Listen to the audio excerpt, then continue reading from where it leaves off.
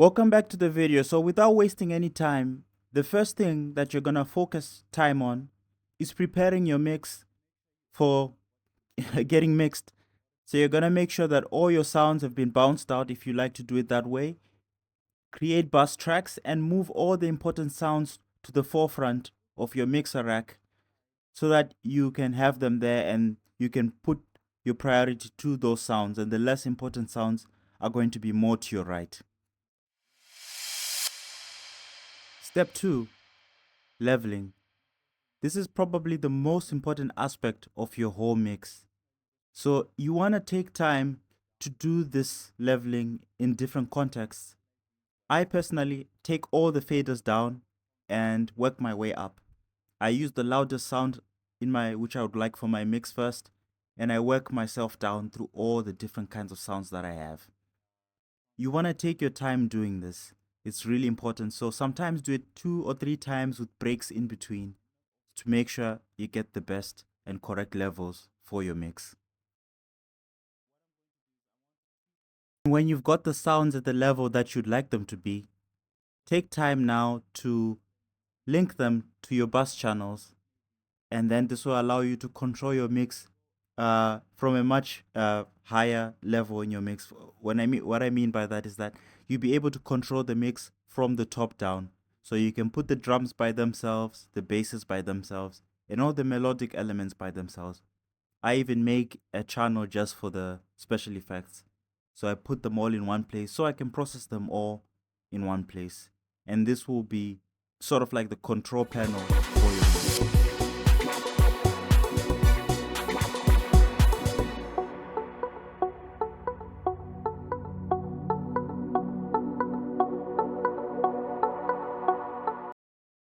So basically, this is what is called top-down mixing. It means we work from the top going down. So once we group elements of our mix in different buses or sub-mixes, we can apply effects on the sub-mix and use the sub-mixes to try and help us see where problems might be. So for example, if you're able to apply effects on the sub-mix and it sounds okay, you don't have to go individual elements to try and fix certain problems. Whereas if you did this channel by channel, you might affect your perception. If you change one thing, it affects the whole mix. And this is why this method works quite well.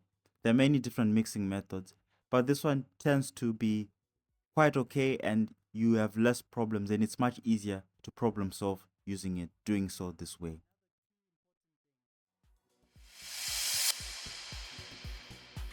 So now I'm going to start applying some equalization to one of the bus channels. Notice that I use a basic EQ. I don't adjust the frequency band, I just adjust which part of the entire frequency I think there needs to be tweaked. And I don't change the envelope or change the kind of filter it is. I just adjust the gain. I do this so that I can make sure I hear what I'm doing.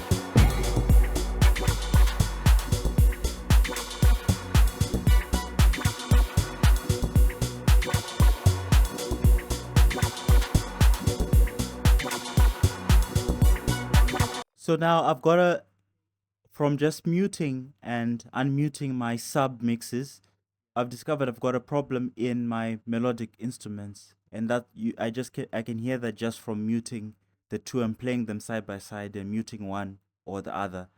So here's an example of how I use EQ from the submix to directly solve a problem within the individual elements of the mix.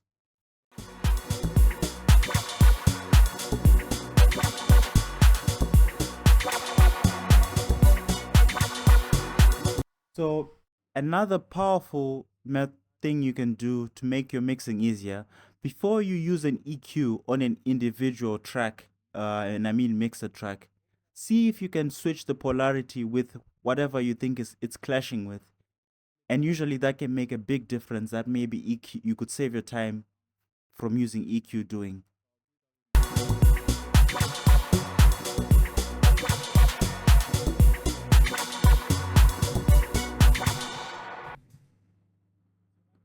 Another important part of mixing as well, once you've done some work in the low end of your mix, don't forget to clean up the high end. If you really want those nice crispy highs, you want to make sure that there's not too much happening there. And often the simplest way is just to turn things down. But if you want certain things together, you can use a little bit of EQ as well. Just keep it simple. Don't change the bands for now. And you probably not have any issues.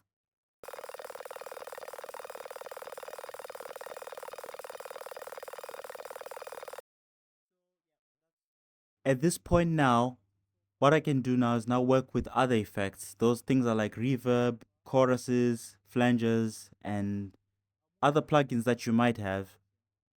My goal with them is to add some creative elements or just maybe to tweak my sounds a little bit. And the most important thing is whatever effects you do use, some effects you can use them directly on the channel. I prefer to use sends because I have a bit more control over the effects. But the most important thing is make sure you keep the gain the same before and after so what it was before, make sure it's the same. And you can make sure that as well you keep the EQs and EQ after your plugin so that your sound isn't changed too much in relation to the other mixes, the rest of the mix as well.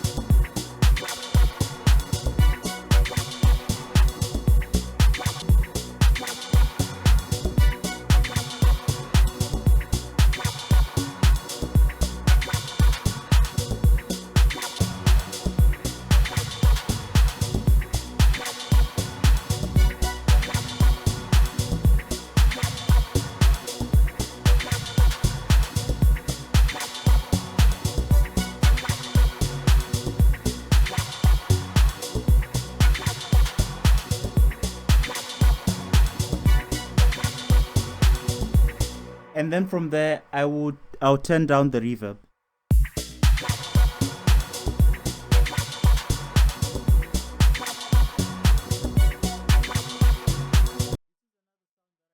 When you're dealing with really crowded sections of your beat or song, it can be tempting to try and use effects like EQ to try and carve out space, and that can work. But often the simplest method to fix a problem is just to turn something else down and you open space for something else. So I'm going to do that using automation in the mix.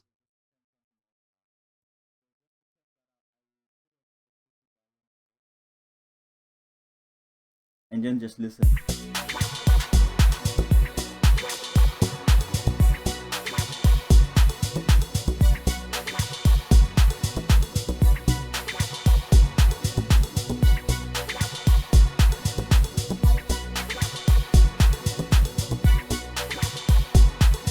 Create an automation clip. I will put it over, where did it go? This is the one. That's the one. Stretch it out. Just have it here on this section. Now, I can still do a lot of work on the sound, but the point is I've taken away maybe a good 50-70% of the work for this.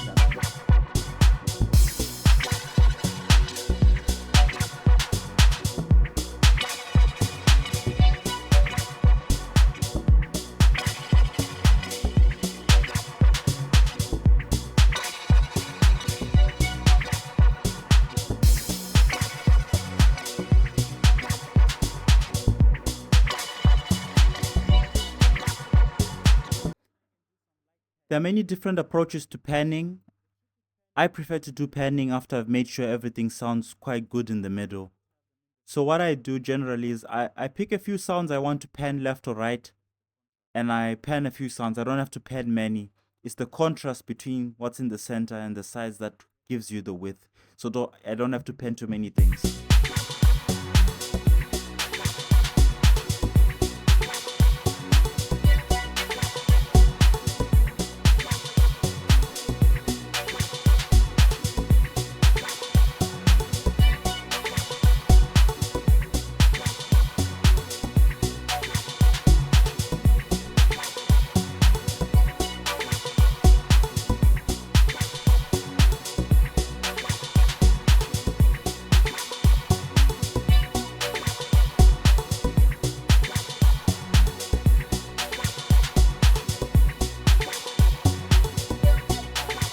sometimes you find that mixing is a lot of trial and error. So particularly now, as I'm getting towards the end of the mix, I can still hear that it's not sounding as clear and there's still a little bit of muddiness in the mix.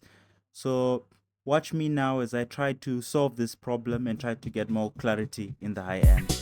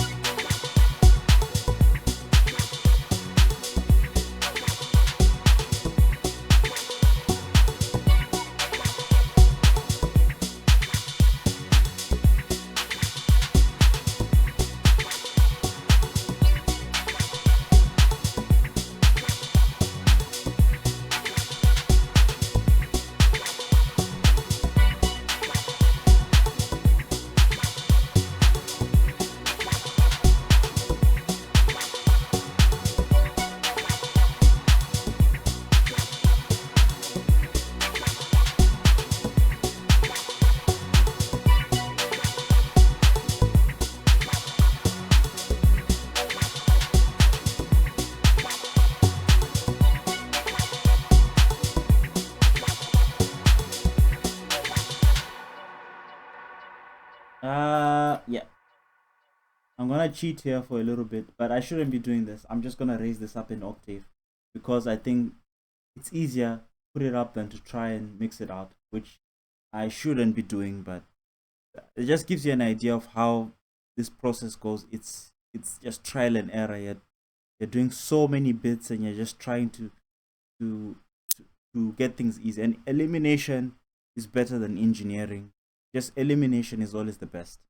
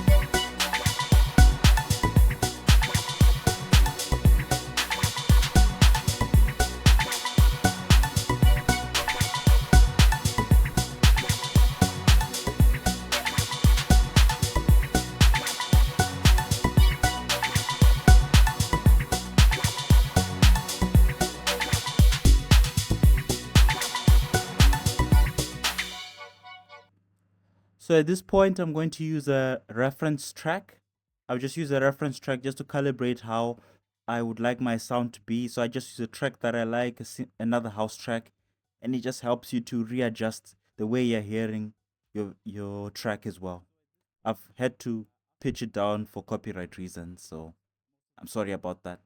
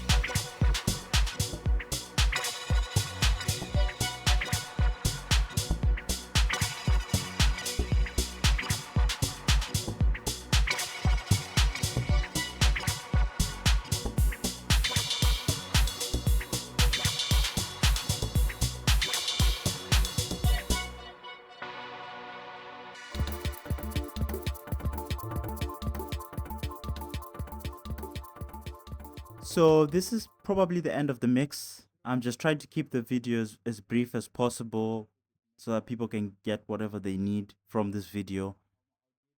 So what I've done is I've just done the last few tweaks using the reference track. I've had to adjust some of the sounds a little bit, turn down a little bit of reverb, and that's fine. It gives you more space. But that's pretty much the mixing process. I will say that it's important to take a lot of breaks. Don't try to do it all in one mix session. Take a few breaks, sometimes leave it alone, sleep on it, come back the next day, and you often have better ideas.